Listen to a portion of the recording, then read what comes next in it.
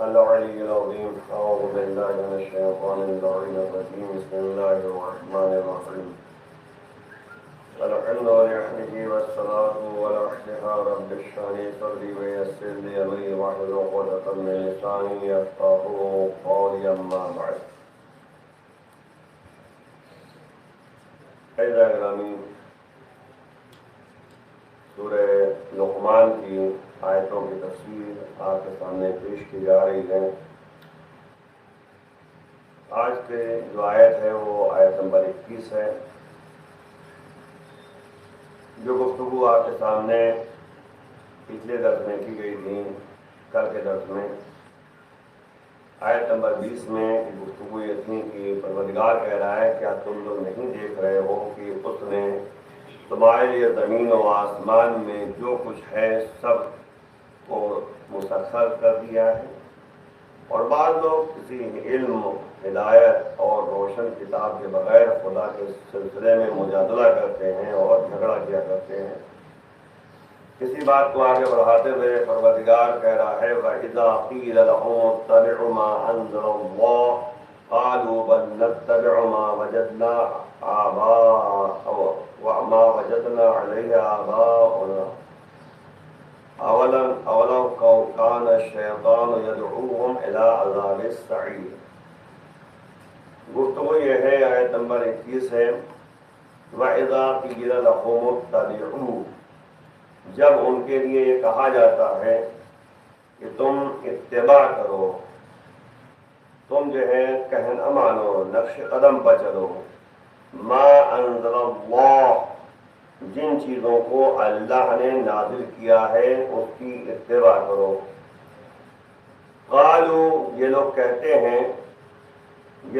کہتے ہیں کہ بل نتبع ما وجدنا علیہ آباءنا، بلکہ ہم پیروی کرتے ہیں ان چیزوں کو جس کے بارے میں ہم اپنے باپ دادا کو پاتے ہیں۔ اولو کان الشیطان یدعوہم الی عذاب السعیر، یاد رکھو اولو کان الشیطان، یعنی کیا دیکھتے نہیں ہو کہ اگر شیطان انہیں خطرناک عذاب کی جانب دعوت دے گا تو یہ لوگ اس کی دعوت کو لبیک کہیں گے۔ یعنی ایک طریقے سے سوالیہ نشان ہے۔ یعنی اب آپ غور کریں اس کو دوسرے لفظ میں، دوسرے جملے میں کہ اور جب بھی ان سے کہا جاتا ہے کہ ان چیزوں پر ایمان لے آؤ، اتبعو یعنی ایمان لے آؤ، جب انسان کا یقین اور ایمان ہوگا کہ قرآن اللہ کی کتاب ہے، کتاب اللہ کی طرف سے نازل ہوئی ہے یعنی قرآن کریم، تو انسان اس پر پہلے ایمان لائے گا، پھر اتباع کرے گا۔ اتباع کا مطلب ہوتا ہے نقش قدم پر چلنا۔ یعنی یاد رکھیے گا کہ اسی لیے سورہ یاسین میں جو ہے تذکرہ ہو رہا ہے کہ یعنی لمن اتبع الذکر، یعنی ذکر کی اتباع کرنے والے افراد، ہے نا۔ ذکر سے مراد کیا ہے؟ قرآن کریم۔ تو وہی ہے انما تنذرون، یعنی بے شک جو ہے تم ان کو ڈرا سکتے ہو جن کے پاس اتباع ذکر ہے، یعنی وہ ذکر کی اتباع کرتے ہیں، ذکر کی پیروی کرتے ہیں، ذکر یعنی قرآن کی، اور بخشیہ الرحمن بالغیب، اور غائبانہ طور پر جو ہے وہ خشیت پروردگار اپنے اندر پیدا کرتے ہیں۔ تو یاد رکھیے گا کہ اتباع ذکر یعنی قرآن کی اتباع اور خشیت الرحمن، یہ دو صفتیں ایسی پائی جاتی ہیں جس کے نتیجے میں انسان جو ہے اللہ کی باتوں کو مانتا ہے، اور پھر اللہ جو ہے کہہ رہا ہے فبشرہ بمغفرۃ وَأَجْرٍ کریم، اور پھر پروردگار کہہ رہا ہے کہ ان کو بشارت دے دو کہ اللہ جو ہے ان کو معاف کر دے گا اور اجر کریم عطا کرے گا۔ تو پہلا آپ اس آیت کریمہ میں غور کریں کہ جب بھی ان کے سامنے کہا جاتا ہے کہ ان چیزوں پر ایمان لے آؤ جنہیں خدا نے نازل کیا ہے، تو کہتے ہیں کہ بلکہ ہم ان چیزوں کی پیروی کریں گے، ہم ان چیزوں پر ایمان لائیں گے جن چیزوں کی پیروی جو ہے ہمارے آباء اور اجداد کرتے آئے ہیں۔ تو کیا اگر شیطان انہیں خطرناک عذاب کی جانب دعوت دے گا تو یہ لوگ اس کی دعوت کو لبیک کہیں گے؟ سوال یہ ہے نشانہ نا، کیا وہ شیطان کی بات مان لیں گے؟ تو یاد رکھیں یہ آیت کریمہ جو ہے ہمیں دو باتوں کا متوجہ کر رہی ہے۔ ایک آیت یعنی ایک بات یہ ہے کہ ہمیں اللہ کا کہنا ماننا ہے، اور جن چیزوں کی طرف اللہ نے متوجہ کیا ہے، جس طرح سے آپ دیکھیں قل ان کنتم تحبون اللہ فاتبعونی یحببکم اللہ ویغفر لکم۔ تو یاد رکھیے گا کہ پروردگار کہہ رہا ہے میرے حبیب کہہ دیجئے ان سے اگر تم اللہ سے اللہ سے محبت کا دعویٰ کرتے ہو تو میری اتباع کرو، میرا کہنا مانو۔ اگر تم میرا کہنا مانو گے، میری اتباع کرو گے، ہے نا، تو پھر اللہ تم سے محبت کرے گا، جو حبیبکم اللہ، اللہ سے محبت کرے گا اور تمہارے گناہوں کو معاف کر دے گا۔ اور کیا آپ نے یعنی اگر نبی کی اتباع کوئی کرے گا تو اللہ جو ہے اس کے بدلے میں جو ہے یعنی محبت کرے گا، اللہ محبت کرے گا، اور اس کے ساتھ ساتھ جو ہے اللہ گناہوں کو معاف کر دے گا۔ مین چیز ہے نبی کی اتباع۔ تو وہی مسئلہ یہاں پر بھی ہے کہ قرآن کی اتباع کا مطلب یہ ہوتا ہے کہ جن اچھے افراد کا تذکرہ قرآن میں کیا گیا ہے، انہوں نے جو عمل انجام دیا ہے، ان اعمال کو انجام دینا، ان اعمال کے یعنی اپنانا، یہ ان کے نقش قدم پر چلنا ہے، ان کی اتباع ہے۔ تو اس کے نتیجے میں قرآن کی اتباع ہو جائے گی۔ تو یہاں پر جو ہے یہی کہا جاتا ہے، کلمہ قیلہ یہاں پر موجود ہے، قیلہ انہیں کہا جاتا ہے۔ کفار مشرکین تعصب کی حد کو بتا رہا ہے یہ جملہ، یعنی یہ لفظ جو ہے قیلہ جو ہے جب کہا جاتا ہے نا، تو یعنی ان کے لیے حق بات اس قدر جو ہے کڑوی ہے کہ وہ کسی کی زبان سے نہیں سن سکتے، اور مسئلے میں جو ہے یعنی حد سے زیادہ ضدی ہیں۔ یعنی دیکھیں اگر ضدی ہے انسان تو پھر جو ہے وہی شیطان پرست ہے، اگر ضدی ہے تو نفس پرست ہے۔ اس لیے ضدی نہیں ہونا چاہیے، انسان کو ہمیشہ ماننے کی صلاحیت ہونی چاہیے اس کے اندر۔ پیغام یعنی جو باتیں یہاں پر سمجھ میں آتی ہیں اس آیت کریمہ کے ذیل میں، دیکھیے یاد رکھیے گا نامناسب اور غلط طریقے سے بحث کرنا حقیقت میں اپنے بزرگوں کے انکار اور عقائد کے دفاع ہے نا اور تعصب کی وجہ سے ہے نا۔ تو یاد رکھیے جو پیچھے بتا چکے ہیں کہ بغیر علم کے انسان جو ہے مجادلہ کر رہا ہے نا، یہ سب چیزیں جو ہے بہرحال مناسب نہیں ہے، نامناسب طریقے سے تھوڑی نہ کہتے کہ یعنی بحث کرنا چاہیے، بلکہ جادلہم باللتی ہی احسن کی منزل ہونا چاہیے، یعنی طریقہ احسن کا استعمال کرنا چاہیے۔ وحی کی اطاعت یعنی اور جو کچھ خدا کی جانب سے نازل ہوا ہے اس کی اطاعت واجب لازم ہے۔ جو اتباع کہا گیا ہے کہ ما انزل اللہ اتبعوا ما انزل اللہ، یعنی تم لوگ پیروی کرو، مانو کہنا ان چیزوں کی پیروی کرو جن چیزوں کو اللہ نے نازل کیا، نہیں وحی الہی ہے، نبی کا فعل اور عمل ہے نا، یہ تمام چیزیں جو ہے اطاعت کرنا واجب اور لازم ہے۔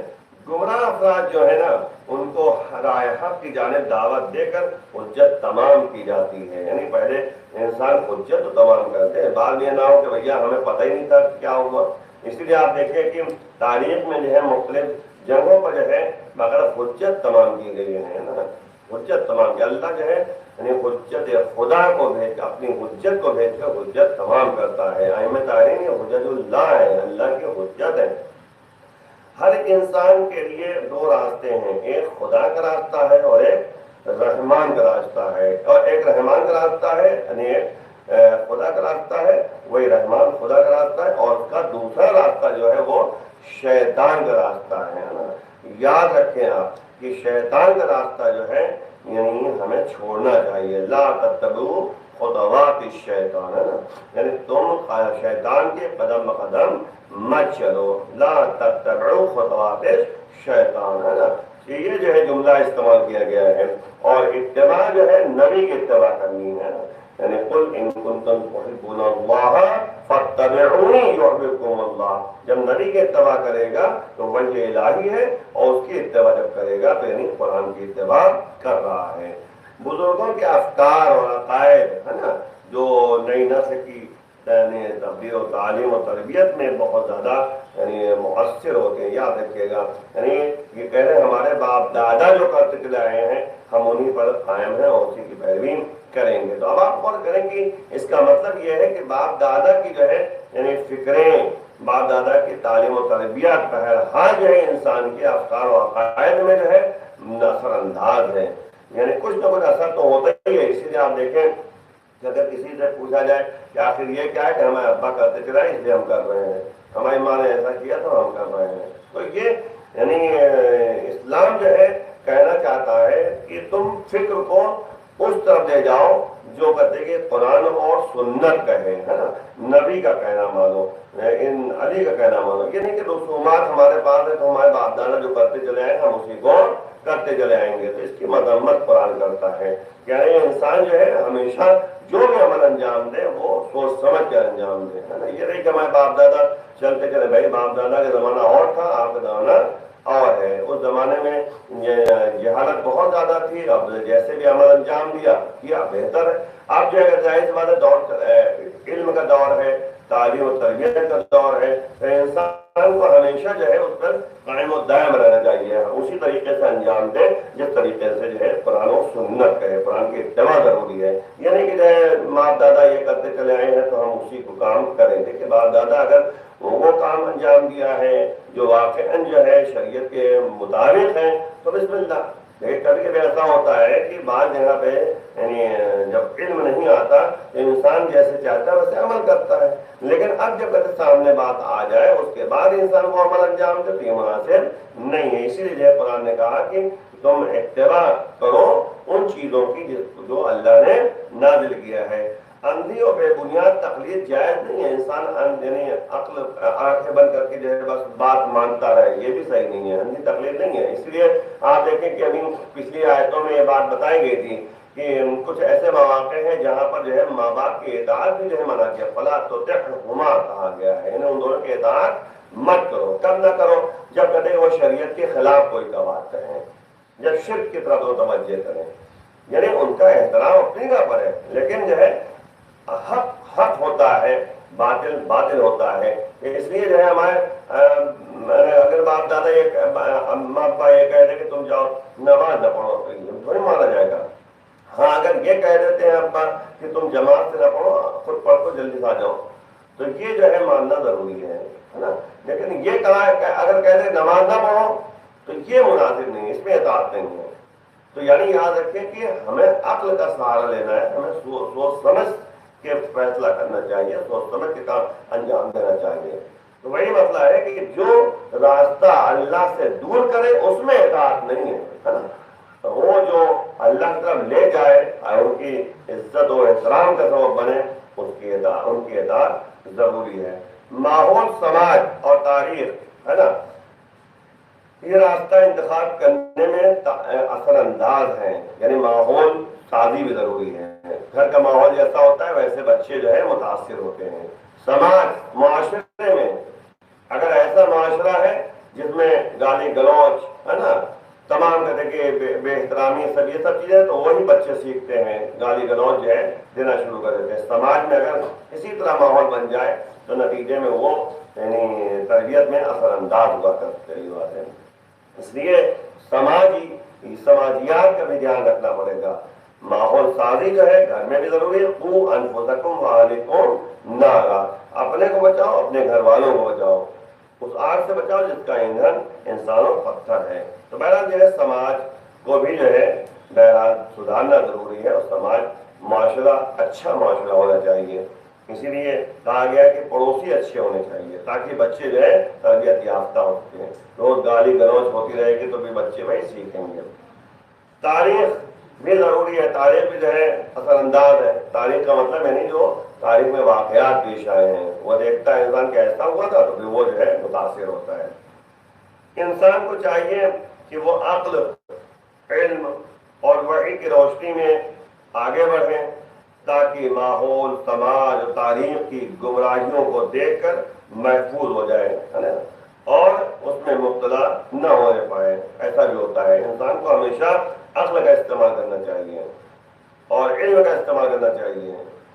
کتاب منیر کو استعمال کرنا نہیں بلکہ الہی کو استعمال کرنا چاہیے تاکہ انسان ماحول اس پر اثر انداز نہ ہو، ورنہ ماحول کا اثر تو ہوتا ہی ہے نا، لیکن انسان اپنے کو بچانے کے لیے علم حاصل کرے، عقل کا سہارا لے، وحی الہی کا سہارا لے، ہے نا۔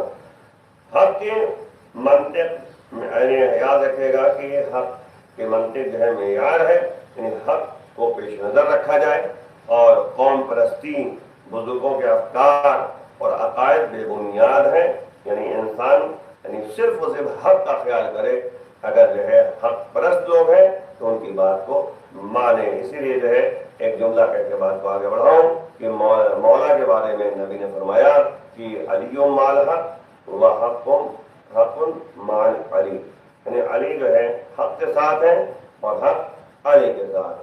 لیکن اتنا ہی نہیں بلکہ یہ کہا ہے نبی نے کہ جدھر جدھر علی ہوں گے ادھر ادھر حق نظر آئے گا، یعنی حق جو ہے علی کے پیچھے بھی چلے گا، یعنی جہاں تمہیں علی دکھ جائے وہی حق ہے، جس عمل کو علی نے انجام دیا وہی حق ہے، یعنی علی کی سیرت، علی کا کردار، علی کا عمل، علی کا فعل، علی کی گفتگو، علی کی باتیں، یہ سب حق ہے، علی خود جو ہے حق ہے۔ اس لیے جو ہے ہمیں حق پرستی کی طرف متوجہ ہونا چاہیے اور حق کو معیار بنانا چاہیے اپنی زندگی میں۔ اگر علی کی سیرت جو ہے صراط مستقیم قرار پائی ہے، کیونکہ نبی نے کہا ہے کہ میرا اور علی کا راستہ صراط مستقیم ہے، تو اس پر چلنے کی کوشش کرنی چاہیے۔ وحی کے علاوہ تمام راستے گمراہی کے راستے ہیں اور جہنم تک پہنچاتے ہیں، یعنی جو وحی الہی ہے، جو قرآن کہے اور جو اہل بیت کہیں ان کے مطابق جو ہے عمل کرنا، یہ جنت کی طرف لے جاتے ہیں راستے، ہے نا۔ اور اگر جو ہے ان کے راستوں کو چھوڑ دے گا تو یہ جہنم کے راستے کی طرف متوجہ ہوتے ہیں۔ بزرگوں کے بے بنیاد افکار اور عقائد پر عقیدہ رکھنا جہنم میں داخلے کا سبب ہے۔ اگر یعنی باپ داداؤں کے بے بنیاد افکار، ہے نا، بے بنیاد عقائد پر عقیدہ ہے اگر، تو یہ جو ہے جنت کی طرف نہیں ہے بلکہ جہنم کی طرف جو ہے متوجہ ہوتا ہے انسان۔ اسی لیے بہرحال جو ہے ضرورت اس بات کی ہے کہ انسان اس طرف متوجہ ہو جو اہل بیت ہم سے چاہتے ہیں، جو قرآن ہم سے چاہتا ہے۔ اس لیے کہا گیا کہ اتبعوا ما انزل اللہ، اللہ نے جس کو نازل کیا اس کی اتباع کرو۔ اور ظاہر سی بات ہے، آپ غور کریں کہ مولا کائنات نے جو ہمیں بیان کیا ہے، وصیتیں بیان کی ہیں، تو آپ دیکھیں کہ یہ 20 یعنی رمضان المبارک ہے اور مولا کی وصیتیں بھی ہمارے سامنے ہیں۔ تو عام طور پہ ہوتا یہ ہے کہ باپ وصیت کرتا ہے تو بیٹے اس کو پورا کرنے کی کوشش کرتے ہیں۔ تو یاد رکھیں کہ علی بھی جو ہے امت کے باپ ہیں، ہے نا۔ نبی نے کیا کہا تھا؟ نبی نے کہا انا وعلیون ابوا حاضر امہ، اس امت کے میں اور علی باپ ہیں۔ تو علی جب باپ ہے تو علی کی وصیتیں جو ہے ہمارے لیے کارآمد ہوتی ہو اور نتیجے میں جو ہے ہم اس پر عمل کریں، اس وصیت پر۔ تو ظاہر سی بات ہے امام نے ایک وصیت کی تھی جو بہرحال جو ہے اس میں باتیں موجود ہیں۔ میں آپ کے سامنے چند جملے فقرات بیان کر کے آگے بات کو بڑھا دوں۔ پہلی بات یہ ہے کہ مولا نے فرمایا کہ اسی کو بتقوی اللہ، اے امام حسن امام حسین السلام کو خطاب کر کہہ رہے ہیں کہ تقوی الہی اختیار کرو۔ میں تمہیں وصیت کرتا ہوں، اللہ تقوی الہی کی طرف وصیت کرتا ہوں۔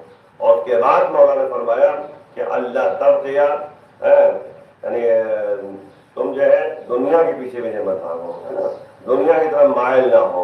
وَإِن بَغَتْ کوما، اگرچہ دنیا تمہارے پیچھے پیچھے آ جائے، تمہاری طرف مائل ہو جائے، یعنی مولا فرما رہے ہیں کہ اللہ تبغیت دنیا، یعنی تم دنیا کی طرف مائل نہ ہو، ہے نا، دنیا کی طرف جو متوجہ نہ ہو، دنیا کی طرف مائل نہ ہو، دنیا پرست نہ بنو، بلکہ دنیا کا تمہارے پاس اگرچہ تمہارے پاس دنیا آ جائے۔ پھر مولا نے فرمایا کہ جو کچھ دنیا میں سے تمہارے روک دیا جائے اس کے بارے میں افسوس نہ کرنا، ہے نا۔ دنیا میں بہت سی چیزیں جو ہیں انسان کے ہاتھ سے نکل جاتی ہیں، تو اب اسی میں افسوس کرے گا تو آگے کیسے بڑھے گا؟ تو افسوس نہیں کرنا چاہیے، مولانا فرما رہے ہیں۔ اور اس کے بعد مولانا کہا وقولا بالحق، تم حق باتیں کرو، جب بھی گفتگو کرو حق کی باتیں کرو۔ انسان جو ہے بہرحال مولا نے وصیت کی ہے تو اس لیے اس وصیت کو ہمیں توجہ کرنی چاہیے۔ مولا کہہ رہے ہیں کہ تم حق گوئی کرو، حق بیانی کرو، قولا بالحق، وعمل للأجر، اور تم جو ہے اجر کے لیے عمل انجام دو، ہے نا؟